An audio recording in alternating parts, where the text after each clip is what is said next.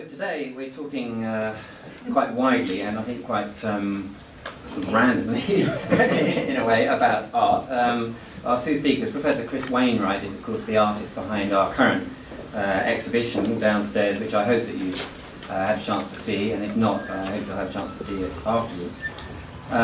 Chris is the head of Camberwell, Chelsea and Wimbledon Colleges of Art.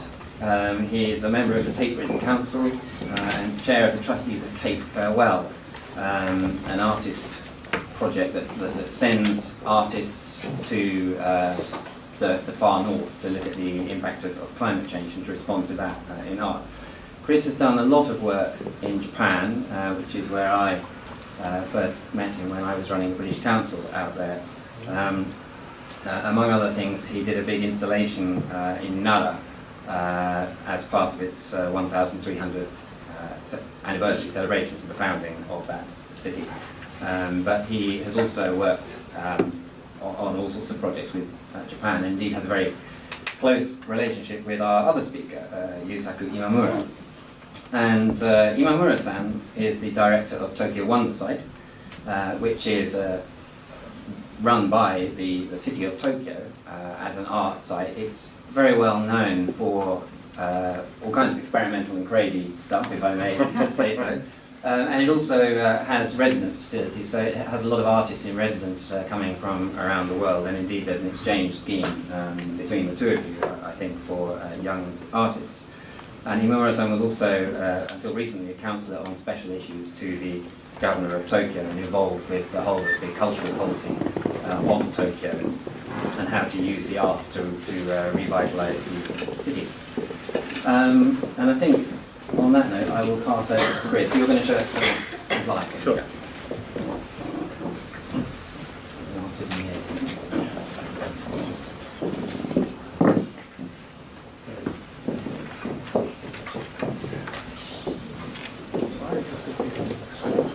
Yeah. Shall we close the curtain? We need curtains closing. Lights. Okay. See if it's not too light. Maybe one more. Maybe one more.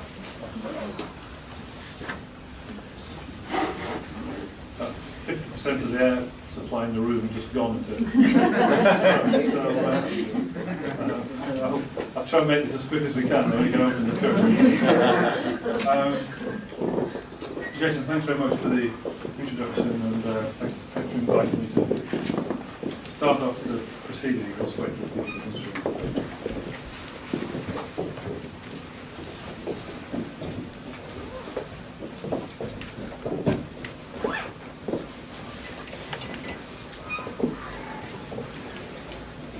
See everybody now. If I suddenly start talking quietly, can you just shout from the back, and I'll try and raise my voice a bit. We're going to talk in a little while about some of the projects that have happened between ourselves and the Tokyo Wonder Site project, because we've been working together for I think about 6 or 7 years. Yeah. And increasingly, that project has developed into not just a series of workshops, but a growing commitment to base the relationship and the associations around the responses to the environment. And that's become much, much more focused since 2011, when as everybody knows, Japan was subject to huge and catastrophic earthquake and tsunami. The picture here is a kind of indicator of that. Yes, I'm trying to... Louder, please. Louder. Okay. Is this working? If we get the mic to work, that might help me a bit. Does that help at all? Yeah. No. Yes. Yes? No? Does that help at all? Yes. Sorry, I can't hear you. Yes. That was a joke. We've been working together for about 7 years, and increasingly the the nature of that relationship has evolved to a much more structural and strategic relationship around the environment and the way that culture has a response to environmental issues, and in particular to the catastrophe of the tsunami in 2011. Before we do that, I thought it may be useful just to give you a bit of background to the work that's downstairs in the exhibition. I hope most people have had a chance to have a look at it. And just to give you a bit of background to some of the work there. The work's divided into two rooms. The room that overlooks the park could be characterised broadly as work which I made pre-tsunami, and the work in the back room is work which has been made directly in the region most affected by the tsunami in the last 6 months. And so the configuration of the gallery lent itself very much to that way of actually articulating the two bodies of work. I've been working in Japan for a number of years, and some of the work in the front room is in very curious and very disturbing ways a kind of predictive set of work.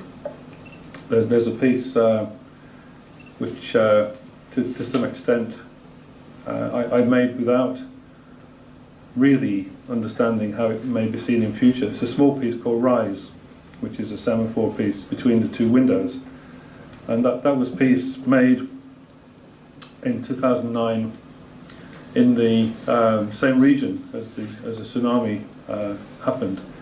And it was a piece really that I made about the fact that 40% of Japan's mainland coastline is surrounded in concrete because of the fear about sea level rises.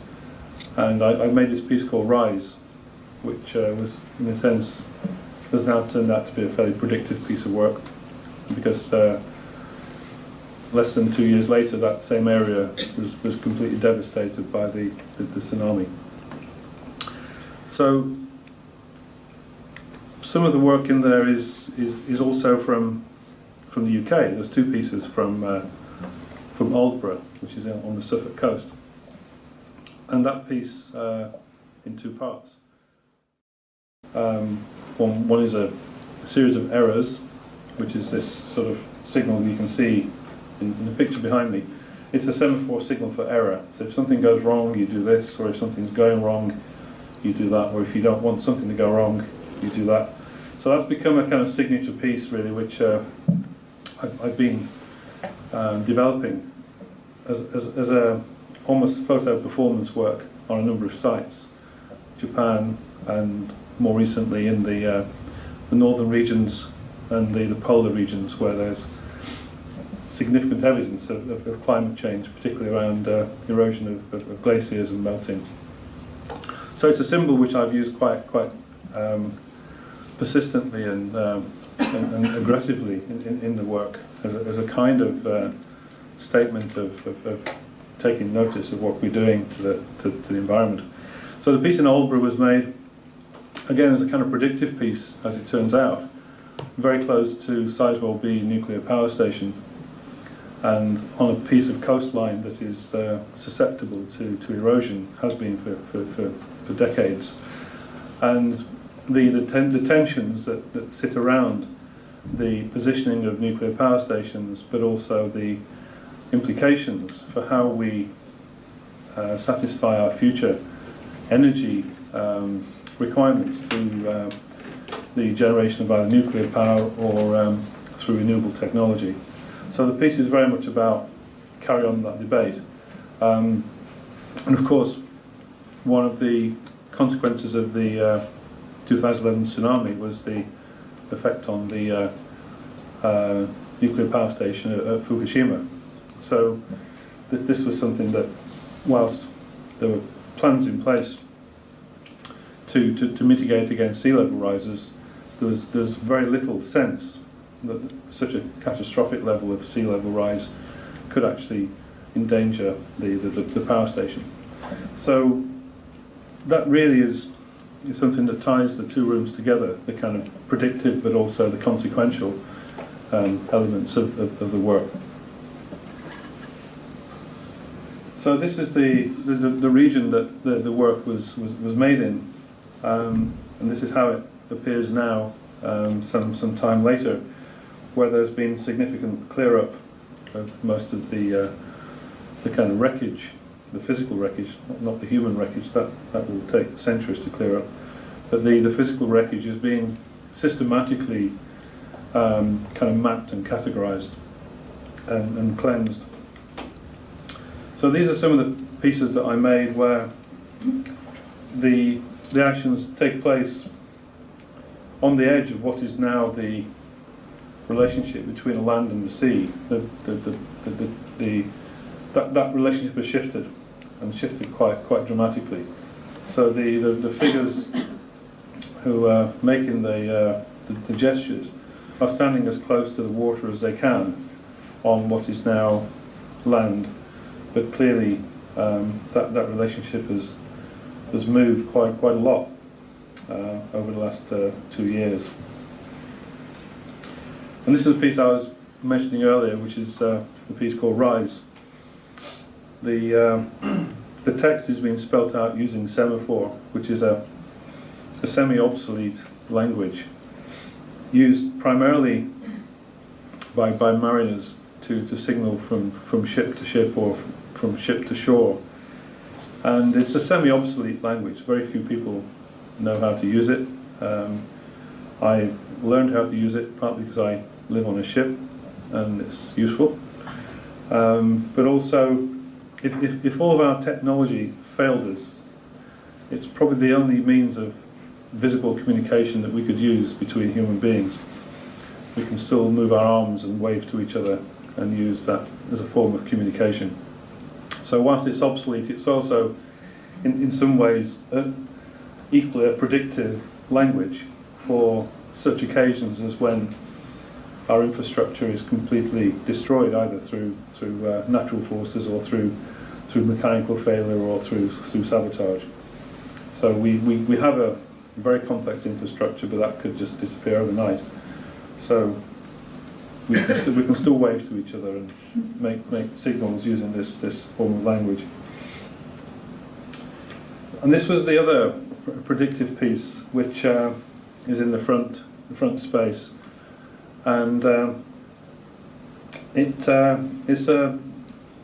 in a sense a very innocent picture. It's probably one of the most innocent pictures that I've made for a long time. It wasn't an intentional image in the sense that I didn't go looking for a site that was a site of tension or a site of conflict, but this was literally a site of looking out to sea and seeing a fishing fleet on the horizon, and it almost made a piece of work for me that I would have had to have physically gone out and done myself. So it was a kind of an easy picture. I didn't have to go out there with the lights myself to construct it. The fishing fleet did it for me.